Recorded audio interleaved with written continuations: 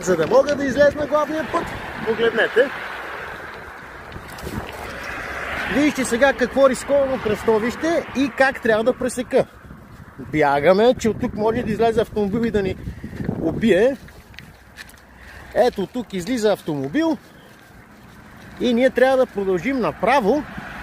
Погледнете, за да можем да влезем в града. Тук трябва да има пешеходна пътека и светофар. Доколкото виждате, липсва такава. От едната страна е движение, от тази страна също е движение. И пресичаме в момента. Бог да ни е на помощ как ще пресечем. И доколкото виждате, няма и как да се качиме на път, на който да си караш велосипеда. Иначе искат застраховки, иначе искат много неща, но никой не се е погрижил за това. Излизаме на главното, караме и ако живееме, оживееме. Ако ли не, на следващите избори ще гласуваме пак.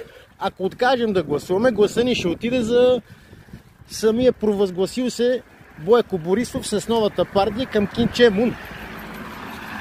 Няма никаква разлика между тях двамата. Чистито на печелившите, ако някой има интерес, очаквайте второ включване, посока село Мусачево към Елин Пелин. Оттам също велоалеята е трагична, обещавам да направя поредното видео. Веднага, щом излеза от територията на град Елин Пелин. Беше ми приятно, приятели. Публикувайте по-често такива видеа, за да можем да бъдем единни и поне да си направим някаква такава сгода, тъй като много хора избегват градския транспорт и предпочитат да се предвижват с автомобили, тротинетки, скейтборди, включително ройлери на работа. И нашите допедавци дори забраняват и качването на велосипедите, има определен период за това кога да си качиш велосипеда в автобус за градски транспорт, тъй като повечето хора пътуват на работа, им пречи.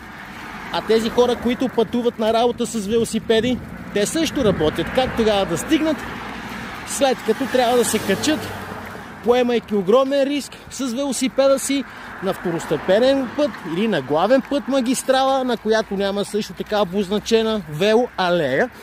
Велоалеите са просто трагични. Тръгва от някъде, има 200 метра велоалея, изведнъж спира велоалеята. Нашите ганьовци цял живот една велоалея не могат да направят. В другите държави по този път от двете страни има велоалеи, отляво и отдясно, с по две платна.